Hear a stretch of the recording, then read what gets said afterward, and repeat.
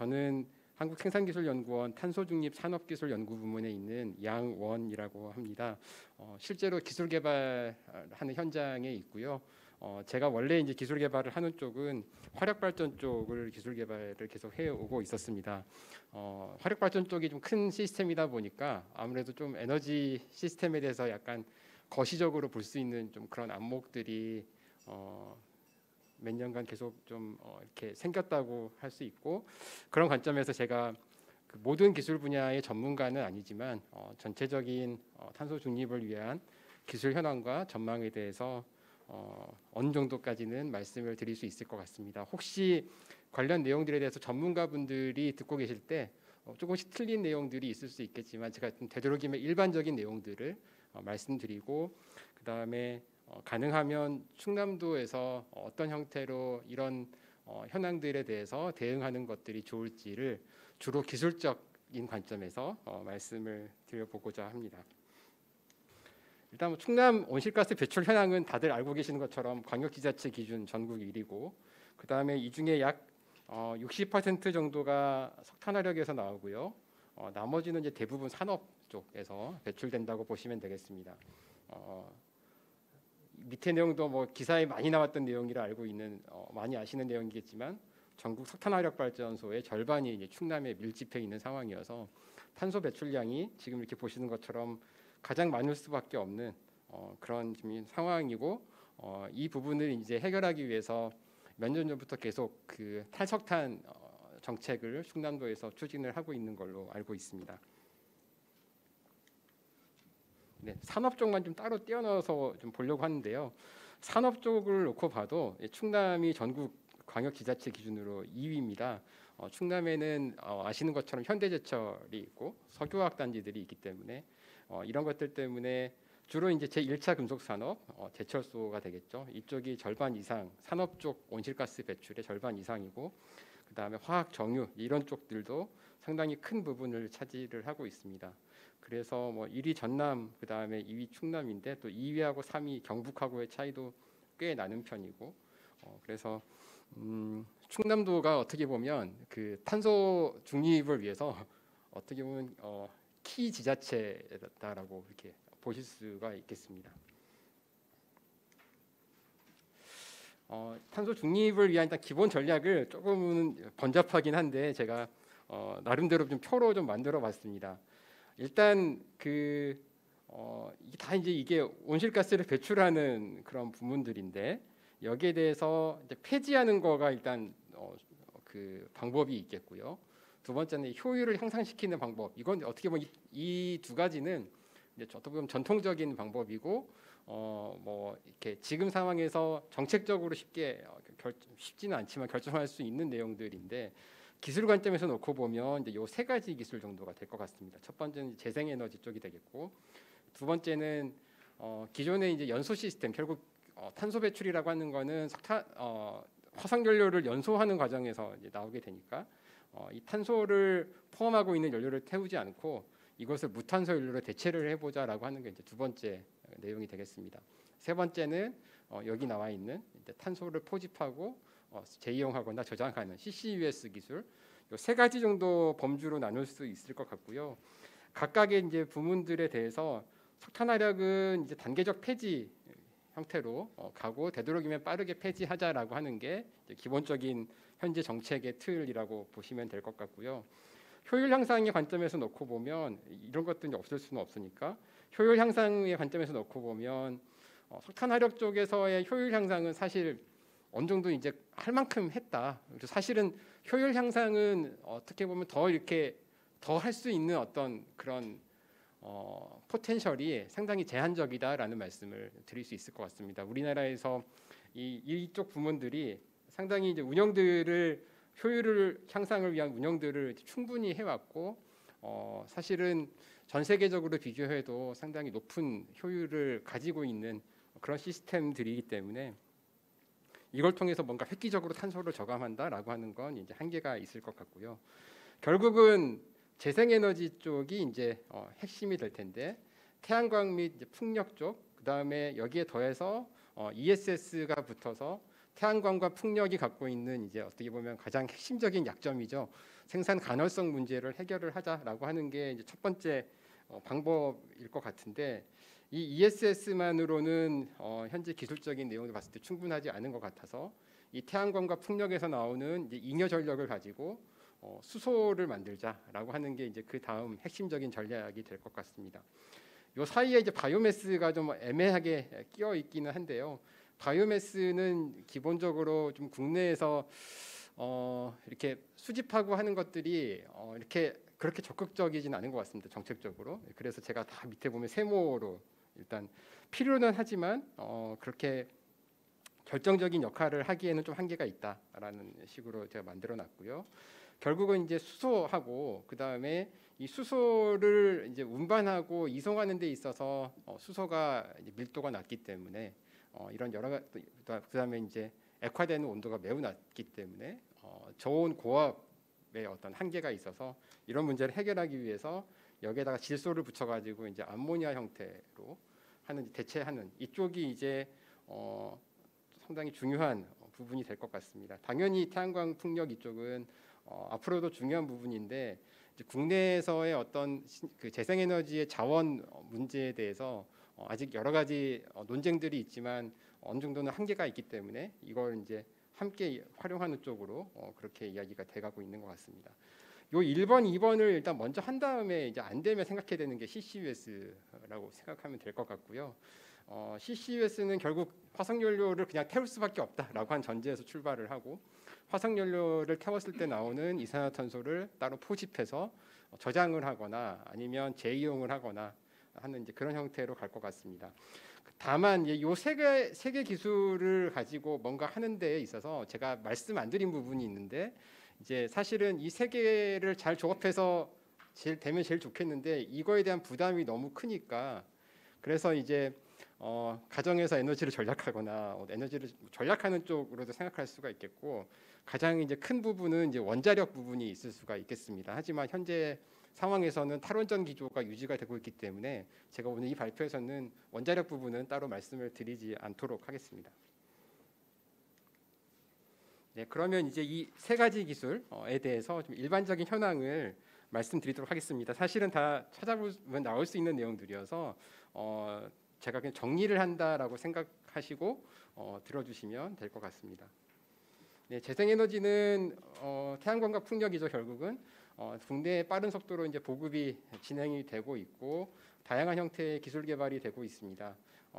이제 건물 일체형, 영농형 또는 대규모화 형태로 이렇게 진행이 계속 되고 있는 상황이고 풍력은 일단 국내의 그 육상에는 풍력이 이제 자원의 한계가 있기 때문에 해상 풍력으로 가는 추세이고 향후에 이제 대형화가 핵심인데 석탄화력 발전소가 현재 지금 지어지는 게 1기가와트급 이라고 하면 한 15메가와트급 이상이니까 사실 앞으로 이제 대형화를 계속 하는 데 있어서는 좀 작은 이제 규모라고 할 수 있겠습니다. 하지만 이제 이런 정도의 규모라고 해도 이게 이제 발전 그리드를 분산화하는 그런 과정에서는 또 여전히 큰 설비들이라고 할 수가 있겠고요.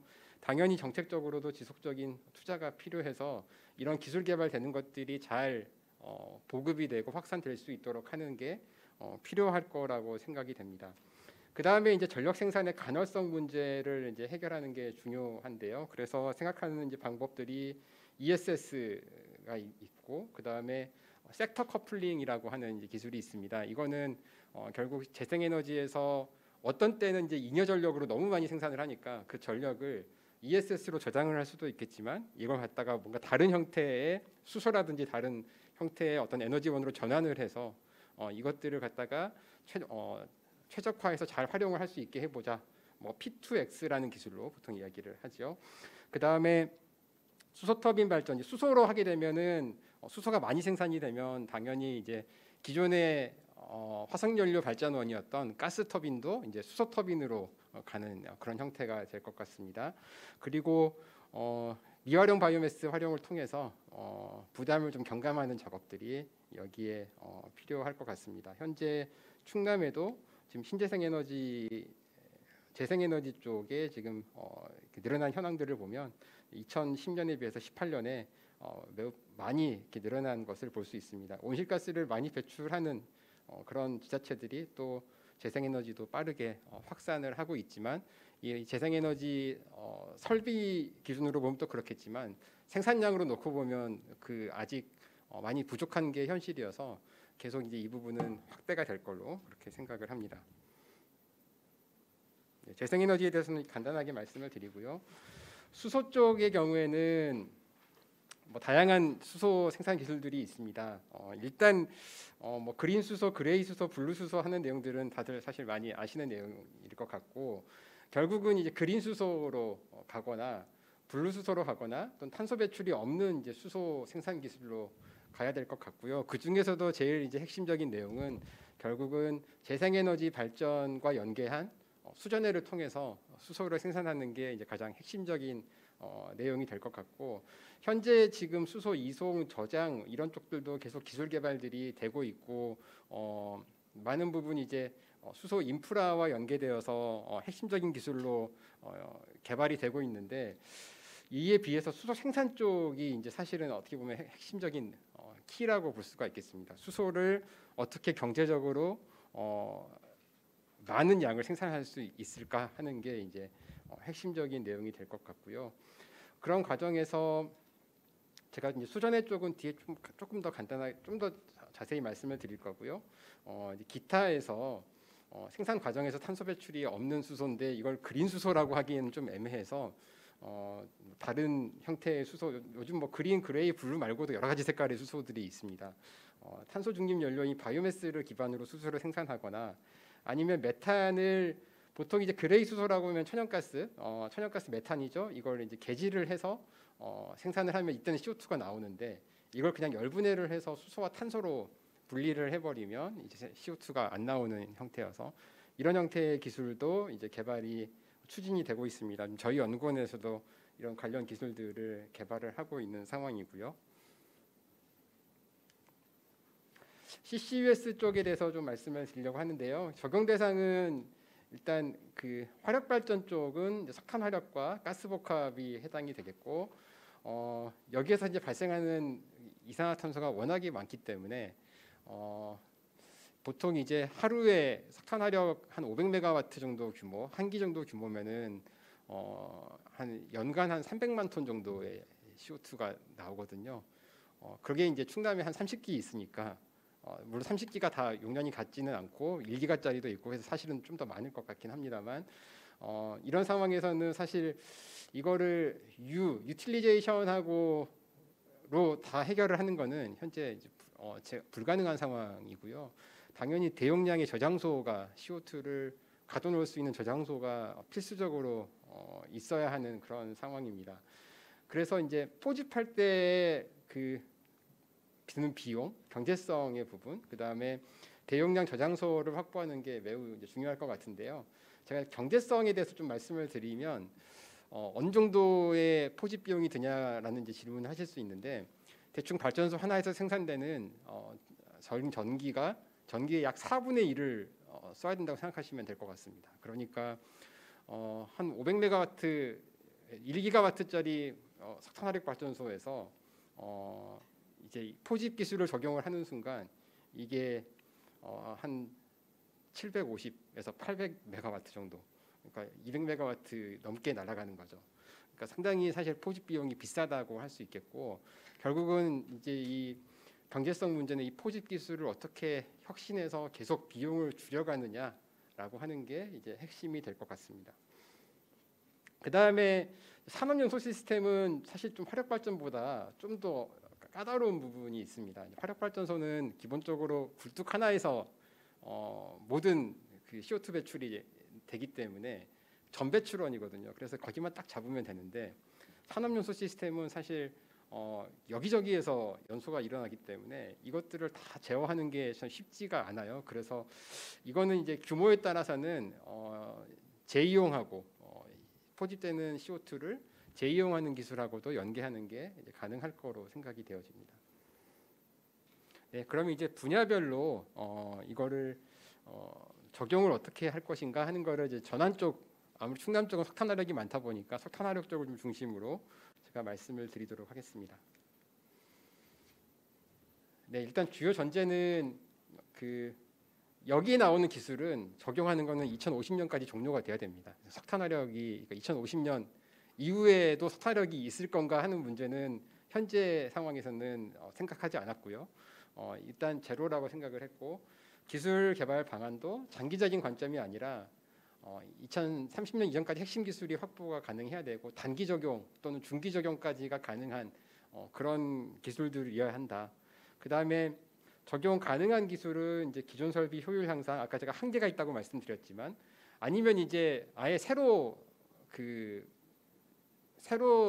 효율이 높은 설비를 더 높은 설비를 이제 실증하고 짓는 방법도 있지만 현재 그거는 석탄 신규 화력이 안 되기 때문에 일단 이 부분은 제외해야 될 것 같고요.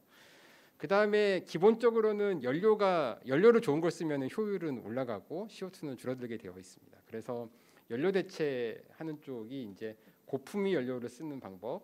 그 다음에 이제 더 효과가 큰 방안은 이제 무탄소 연료로 대체를 하는 방안이 되겠습니다. 그래서 예전에는 이제 바이오매스가 RPS 때문에 많이 사용이 됐었고 지금도 사용을 하고 있습니다만 LNG로 이제 일부 대체를 하는 방법도 있고 미국 같은 경우는 이제 LNG가 아니죠. 천연가스가 셰일가스 때문에 싸다 보니까 석탄 화력을 그냥 시장 원리에서 이렇게 된 겁니다. 천연가스로 바꿔가지고 발전소를 개조하는 그런 사업들도 있었거든요. 그 다음에 이제 최근 들어서 우리나라에 좀 되게 중요한 이슈인 것 같은데 암모니아로 이제 전환을 하는 거. 석탄 화력 쪽 같은 경우는 이제 암모니아로 대체하려고 하는 그런 시도들이 현재 지금 계획이 되고 있고 상당히 구체화된 기술 개발은 아직 시작은 안 했지만 구체화되어 있는 상황이라고 볼 수 있겠습니다. 장기적으로는 이제 재생에너지하고 수소 전소 터빈으로 가야 될 거고 단기적으로 석탄 화력이 어쨌든 셧다운되지 않는 한은 그 전까지는 암모니아 혼소를 할 수 있는 그런 방안으로 이제 이야기가 되고 있고요. CCUS 쪽이 이제 그 다음 단계로 생각할 수 있을 텐데 좀 아까 말씀드린 것처럼 좀 어려운 점들이 있고요. 하지만 또 계속 기술 개발은 해야 되는 희망을 가지고 해야 되는 그런 상황인 것 같습니다. 그 다음에 이제 또 하나는 유연운전 기술인데요. 이거는 좀 재생에너지와의 어떤 공존 방안인데 뒤에서 제가 좀 더 자세하게 말씀을 드리도록 하겠습니다. 그 다음에 이제 이런 것들을 다 적용하기 위한 어떤 발전 설비 및 운영을 지능화하고 디지털화하는 거는 이거는 이제 앞으로도 계속 중요한 기술로 생각이 되어집니다. 여기 이제 충남 쪽 석탄화력 그 현황이고요. 지금 폐지되는 거를 보면 2030년까지 이제 폐지되는 것들이 이런 발전소들이 있고 2030년대에 폐지되는 발전소가 있고 2040년대 이게 폐지된다고 하는 게 준공 30년 제가 기준으로 말씀드린 겁니다. 30년을 운전을 하고 폐지된다고 하는 거를 가정해서 말씀을 드린 건데 각각에 대해서 좀 기술 개발을 적용하는 방법들은 그래서 달라야 될 것 같습니다. 이거는 2020년도에 해야 되는 것들은 사실은 폐지되는 것들은 여기다 뭔가 적용해서 하기에는 뭐 실증 사이트 제공 정도로는 가능할지 모르지만 여기 뭔가 보급을 하는 거는 쉽지 않을 것 같고요.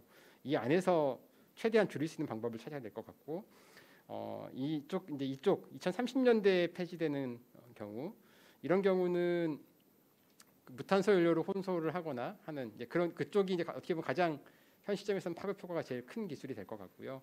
장기적으로는 2050년까지는 CCUS 쪽도 일단은 고려를 해서 진행을 해야 될 걸로 생각을 합니다. 아직도 여러 가지 그 물음표들이 많아서 상당히 쉽지 않은 그런 작업들이지만 좀 지혜를 모아서 진행을 해야 될 내용으로 생각을 합니다. 산업 쪽에 대해서 이제 말씀을 드리도록 하겠습니다. 제조 공정하고 에너지 그 공급원하고의 관계를 보면 제조 공정에서는 기본적으로 에너지 다소비 시스템들이라고 할 수 있습니다. 에너지 관점에서 놓고 보면 그래서 다양한 생산 설비에서 CO2가 발생할 수 있고요. 뭐 공기 압축기, 공조기, 조명 이런 데에서 이제 다 에너지를 사용을 하고 있기 때문에 에너지를 사용하는 쪽이라고 볼 수가 있겠고 여기에 어떤 에너지를 공급하기 위해서 공장 내에 이제 유틸리티가 있을 수 있습니다. 그래서 냉각기나 뭐 가열원, 보일러나 공업로 같은 것들이 들어갈 수 있고 자가 발전이 들어갈 수도 있습니다. 여기에서 다 이제 CO2가 발생을 하게 되죠. 이런 것들은 다 직접 배출이라고 공장에서 직접적으로 배출하는 거라고 할 수 있습니다. 하지만 가장 많은 비중을 차지하는 건 외부에서 이제 이렇게 그 에너지가 공급이 되는 경우 이 에너지를 많이 쓰면 많이 쓸수록 CO2 배출이 많아지는 거기 때문에 이건 이제 간접 배출이라고 할 수가 있겠습니다. 그래서 간접 배출이 한 60% 이상이 간접 배출이고 나머지가 직접 배출이라고 이렇게 보시면 될 것 같습니다. 탄소 중립을 위해서는 산업 쪽도 마찬가지입니다. 이제 수요 관리, 효율 향상이죠. 그 다음에 에너지 공급 혁신, 온실가스 배출 저감 (CCUS인데) 역시 이것도 이 순서대로 이 순서대로 이제 진행을 하는 게 합리적인 어떤 프로세스라고 생각이 됩니다. 다만 여기에서 이제 이런 것들이 쭉 진행되는 과정에서 기존 제조 공정의 혁신이 불가피하다고 생각이 되고 현재는 가용한 모든 수단을 다 동원을 해야 되는 그런 상황입니다. 그 다음에 1차 금속 산업 같은 경우에는 수소 활용 공정에서 이제 공정 혁신 수단이 존재하기 때문에 제가 수소 환원 제철과 같은 이제 기술을 여기다가 적용해 볼 수 있다는 말씀을 드리고요. 네, 디지털화 쪽인데 시간이 좀 많이 지나서 제가 간단하게 말씀을 드리고 넘어가도록 하겠습니다. 이제 이 시스템 디지털화 기술이고 디지털 공간에서의 어떤 실 시스템 구현과 운영이 가능한 가상 시스템인데 이 두 시스템 사이에서의 어떤 선순환적인 인터랙션이 가능해야 된다는 게 이제 중요한 특징이 되겠습니다. 이런 기술들이 다 이제 보통 디지털화 기술 또는 지능화 기술의 핵심이라고 생각이 되어지는데 요소라고 생각이 되고 상당히 범위가 광범위합니다. 하지만 이건 이제 시스템에 따라서 적용 대상에 따라서 모든 기술이 다 필요한 게 아니고 목적을 좀 명확하게 하고 여기에 부합하는 핵심 기술들을 잘 조합하는 게 그게 이제 중요합니다. 이걸 누가 할 거냐라고 하는 이제 문제가 있는데 우리나라의 이 사회 구조상 이 일을 누가 할 거냐라가 상당히 좀 어렵습니다. 이게 연구소에서 이거를 주도해서 하기도 좀 애매하고 그렇다고 뭐 지자체나 뭐 이런 그 데서 하기도 좀 애매하고 그래서 사실 좀 우리나라에서 좀 이런 일을 할 수 있는 이거를 결정할 수 있는 이거를 뭐가 제일 최적인지를 결정할 수 있는 그런 주체가 필요하지 않을까라는 생각을 하고 있습니다. 그 다음에 이런 식으로 해서 이제 펨스에서 그 FDEMS로 이렇게 가보자 탈탄소화를 위한 어떤 그런 지능형 디지털화 시스템으로 가보자라고 하는 게 저희들이 생각하고 있는 그림이어서 여기에 대한 내용을 제가 간단하게 저희가 좀 추진하고 있는 내용들을 정리해서 가지고 왔습니다. 네, 결론을 말씀드리겠습니다.